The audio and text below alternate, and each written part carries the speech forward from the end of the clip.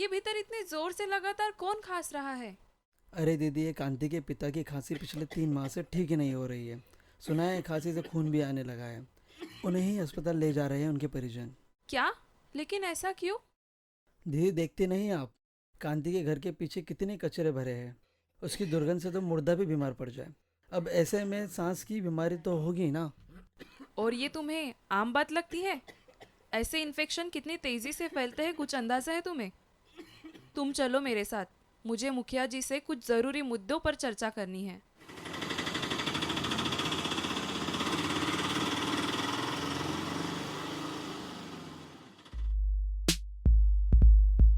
नमस्कार। एक बार फिर स्वागत है गुरुवाणी कम्युनिटी रेडियो 90.8 एफएम में और मैं हूं आरजे रवि, आपका होस्ट और दोस्त। आपका स्वागत है हमारे इस प्रोग्राम के एक नए एपिसोड में जिसका नाम है जन जन तक जानकारी। श्रोताओं, हमेशा की तरह आज भी आपको इस एपिसोड में बहुत सी नई नई जानकारियां मिलेंगी कि कैसे और किन किन योजनाओं का लाभ उठाकर आप अपने गाँव को साफ सुथरा और हरा भरा कर सकते हैं।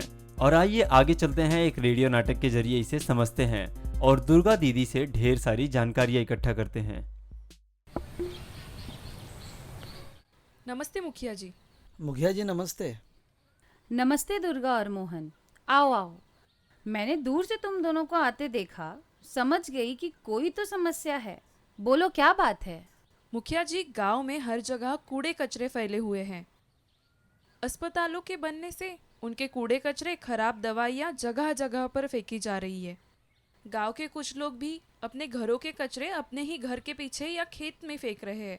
ऐसे में पेड़ पौधे भी मर रहे हैं और कचरों नालों की दुर्गंध से सांसों की बीमारियां भी हो रही है। और ऐसे में बीमार होना तो संभव है। हाँ, तुमने सही कहा। ये तो गंभीर समस्या है, लेकिन इसके रोकथाम के लिए तुम्हारे पास कोई उपाय है? हाँ, उपाय तो है, और उसमें ग्राम पंचायत की सबसे बड़ी भूमिका है। आपको तो पता ही है कि 2 अक्टूबर से हमने जन योजना अभियान के तहत अपनी ग्राम पंचायत विकास योजना यानी जीपीडीपी बनाने की तैयारी शुरू की है। इस बार हमें अपनी जीपीडीपी में अपनी पंचायत को स्वच्छ एवं हरित पंचायत बनाने का संकल्प लेना चाहिए और इससे जुड़ी गतिविधियां चुनकर गांव को स्वच्छ एवं स्वस्थ बनाना चाहिए। हाँ, सुझाव तो अच्छा दिया है। जी मुखिया जी, हम गांव के लोगों को स्वस्थ भारत अभियान 2 के बारे में जागरूक करेंगे, जिसमें कचरा मुक्त गांव लक्ष्य होगा। लोगों को कूड़ा कूड़ेदान में फेंकने के लिए जागरूक करेंगे। गीले और सूखे कचरों को अलग अलग कूड़ेदान में डालना सिखाएंगे और कूड़ा उठाने के लिए नगर निगम के लोगों की सहायता ले सकते हैं। इससे गांव कचरा मुक्त होगा। ये तो बहुत अच्छा सुझाव है। हम और भी कुछ कर सकते हैं क्या?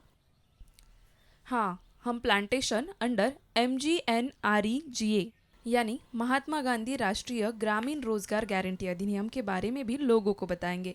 इस योजना के तहत लोग अपनी निजी जमीन पर इमारत में काम आने वाली लकड़ी और अन्य फलों के पेड़ भी लगा सकते हैं और इसमें लोगों को सरकार द्वारा 1500 रुपये का मासिक आय भी दे रही है।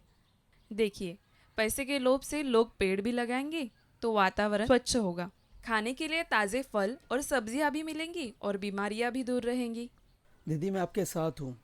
हम सब मिलकर लोगों से बातचीत करेंगे और उन्हें साफ सफाई का महत्व बताएंगे। तो दोस्तों, आपने देखा कि कैसे दुर्गा के बदलाव से काफ़ी कुछ बदल गया है। तो आइए देखते हैं कि 3 महीनों बाद गांव में कैसे कैसे बदलाव आए हैं। मुखिया जी, हमारा गांव कितना साफ सुथरा और हरा भरा लग रहा है ना। हाँ, सही कहा तुमने।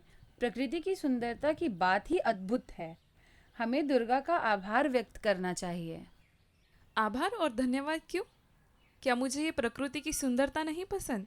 और क्या ये मेरा गांव नहीं है? मैं तो सिर्फ गांव की भलाई चाहती हूँ और ये मेरा कर्तव्य भी है। और एक खास जानकारी भी बता दूं, अब हमें ग्राम पंचायत स्तर पर मौसम की पूरी जानकारी मिल सकती है, वो भी ई ग्राम स्वराज पोर्टल और मेरी पंचायत मोबाइल ऐप पर। पंचायत राज मंत्रालय ने मौसम विभाग के साथ मिलकर यह नई पहल शुरू की है।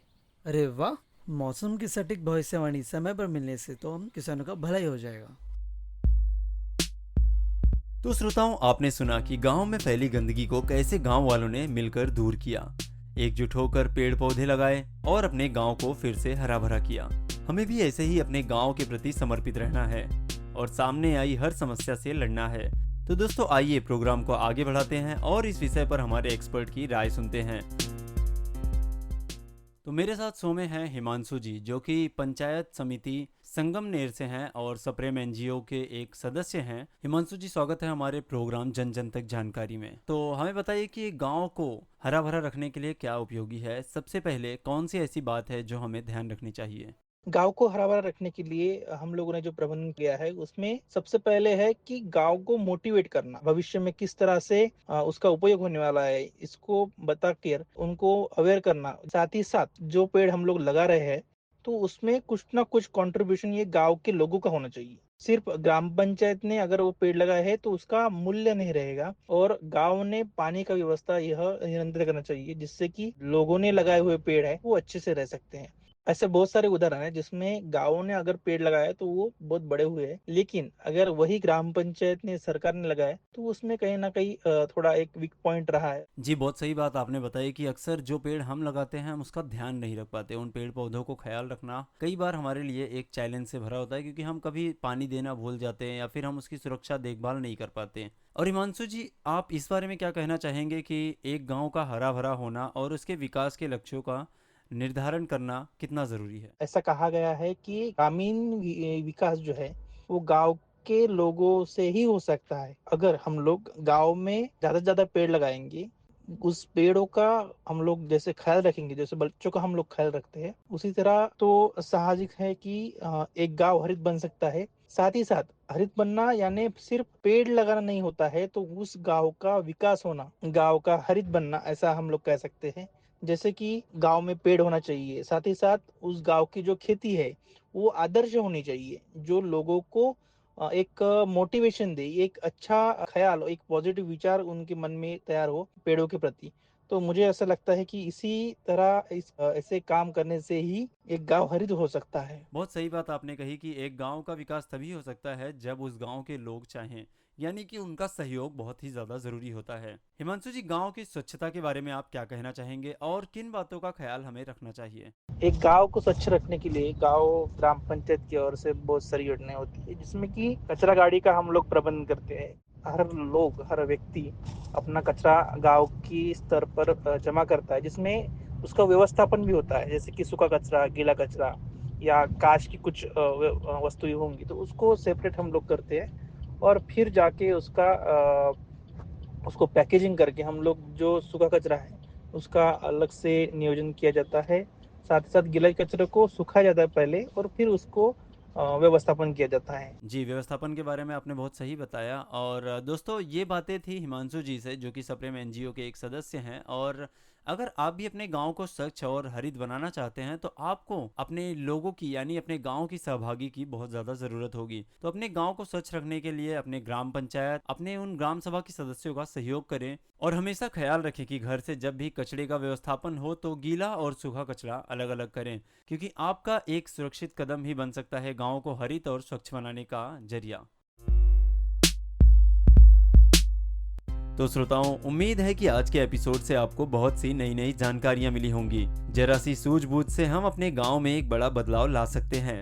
तो दोस्तों, आज के लिए बस इतना ही। अब मुझे यानी आरजे रवि को और मेरे साथ मेरे साथियों को दीजिए इजाजत। अगली बार फिर मिलेंगे नई नई जानकारियों के साथ और इस प्रोग्राम के नए एपिसोड के साथ, जिसका नाम है जन जन तक जानकारी।